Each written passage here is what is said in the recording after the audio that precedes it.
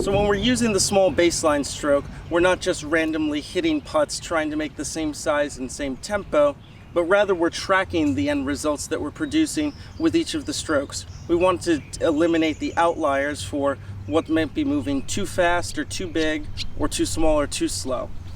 When I'm going through this exercise, I'll hit my first putt, again trying to match up good size and tempo, but then I'm going to mark the golf ball with a penny, and I'll hit a series of 5 of these putts that's going to give me an opportunity to see where the majority of my putts are stopping.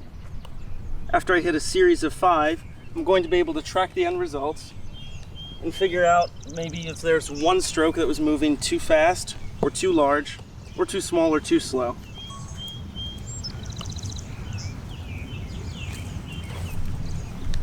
After I've hit my series of 5 putts, I'm going to take a look at the pennies I've placed down there that marks the end or finishing point for each of the golf balls, and we're going to identify what's most common within the pattern here.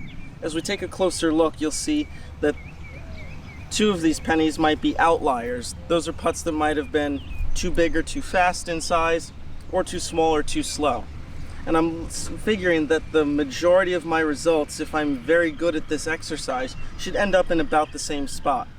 My goal on the next set of 5 putts that I'm going to hit is going to be, instead of pennies, use dimes and try to get all 5 of the dimes to fall within the same window. But again, no further than the longest first putt, or no shorter than the shortest putt from the first set.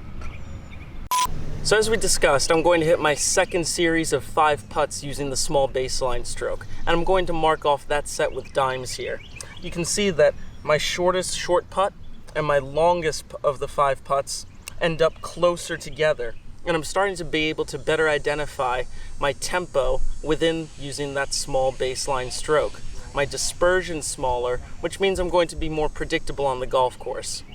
Now, if we're going to take this exercise out to the golf course, I need to identify where I'm going to place my ghost hole. If I'm measuring from where I hit the putt to where I'm going to envision the cup for this exercise, a lot of golfers tend to place the hole right in the middle of the dispersion. But if we're hitting short putts, and again our small baseline stroke should go about maybe 10 to 12 feet in total distance, I'm actually going to place the ghost hole towards the front part of my dispersion. I want to ensure that when I'm hitting a short putt, that it at least gets to the very front edge of the cup. If we look at data presented for PGA Tour players, a very, very small percentage of putts are left short from inside of 10 feet. Players simply give up too much by not getting short putts to the hole.